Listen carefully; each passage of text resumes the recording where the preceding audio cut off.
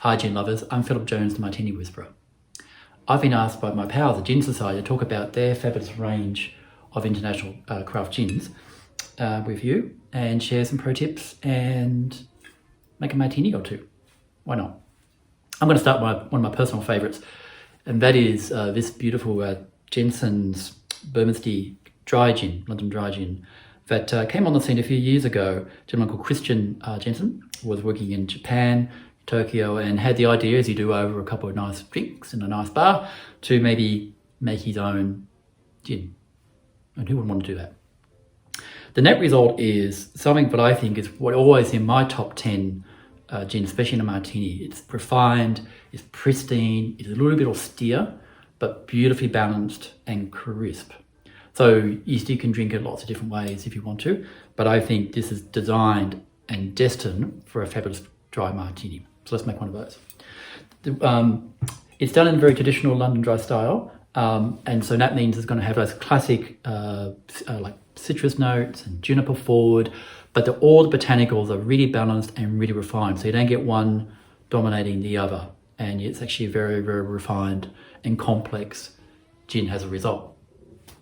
And so let's do some mixing. Now with a gin like Jensens, you don't want to muck around too much with this. Less is more, in my opinion. So I like to match it up with a nice French vermouth, in this case Dolon. And if we're going to do a really dry one, because again, I think it deserves it, let the gin shine through, maybe just 5 mils of dry vermouth. And we're just going to have 60 mils or thereabouts of the gin itself. And I've got a little mixer here.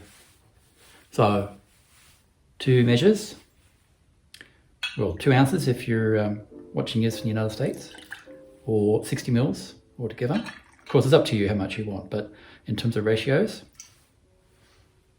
here we go.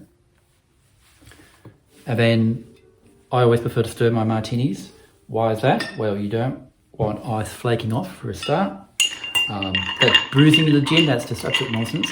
What it will do though is get a bit cloudy, and you run the risk, as I said, of bits of ice flaking off in the cocktail, which is not what you want. So stir it down. I've got a chilled mixing glass, a chilled martini glass. I like to keep my martini glasses in the fridge to the very last minute. And I'm going to wait till it gets nice and frosty on the outside of the glass. So we're just stirring it down like so. Getting nice and cold.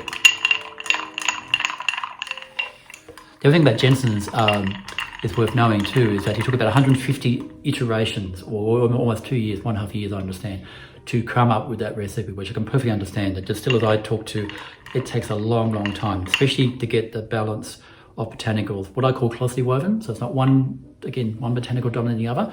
You get a very, very complex, but it gets very dry. So it's a very, very elegant gin. I think it's kind of cold enough. Garnish wise, you could go a twist, a lemon twist, but I think in this case we're just going to go simple and classy and a bit old school. So chill cocktail glass, Sicilian olive, unpitted, adds a bit more depth of flavour, and of course you can always eat it after you're done. And pour that into the glass, like so. Thirsty yet? And what I also like to do in this case is just a couple of drops of orange bitters. Again, you'll have some citrus as part of the botanical profile of the gin, so this will just elevate that just a little bit. Just a couple of drops, just on top after you're done. Makes all the difference in the world. And that, my friends, is very dry, beautifully aromatic, crisp and clean Jensens Bermondsey Dry Gin Martini. Highly recommended. Cheers.